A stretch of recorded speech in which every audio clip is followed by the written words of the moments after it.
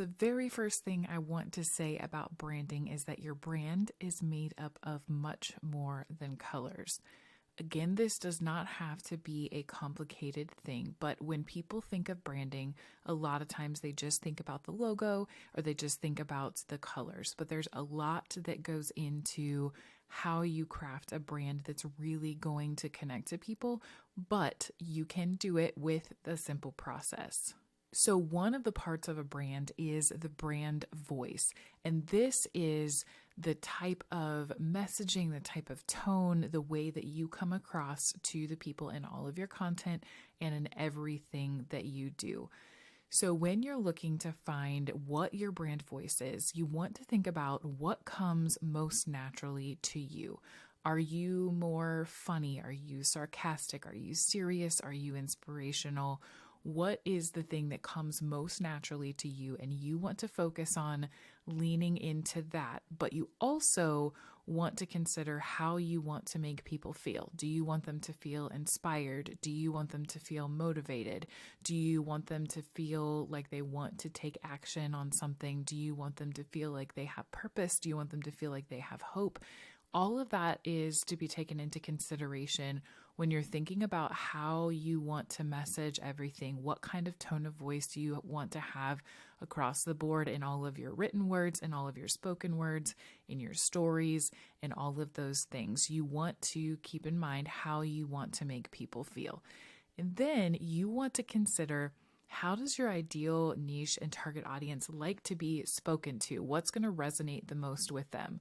So I can imagine that a group of stay-at-home moms or homeschool moms would not necessarily respond to a really harsh and aggressive tone of voice in marketing, but a group of men who are trying to or in the market for a new razor might respond really well to that kind of aggressive sort of marketing. And so you want to keep in mind who it is that you're speaking to and how they like to be spoken to, and really keep that in mind when you're crafting your messaging and anything that you're doing with words, with spoken words, or any of your content. So here are just a couple different voice styles that people tend to lean into. And it's a good idea to have a consistency in your voice style. That doesn't mean that you can't occasionally throw in some humor or throw in some inspiration if you are on one end of the spectrum or the other. But it's a good idea to keep a consistent voice, because then when people come across your page, you know exactly how you want to make them feel. Your messaging is consistent, your voice is consistent, and so they know exactly what it is to expect when they land on your page, and they get a clear idea of who you are and what you're about. Your content and messaging is part of your brand as well, and this is why you want to carry your brand voice into your content and messaging. So most content is going to be to inform, to solve, or to connect with your followers or your clients. And you can absolutely carry your brand voice into all of these different areas. So if you're inspirational, you can do that in an informing way, in a solving way, and a connecting way.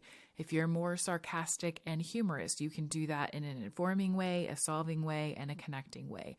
So it doesn't mean that you can never be sarcastic and humorous if you're typically inspirational, but it's a good idea to keep a consistency across the board of your brand voice and not be all over the place, unless that's part of your brand, that you are a little bit of everything, which is possible to do if you brand yourself in that way and use those kinds of things in your messaging.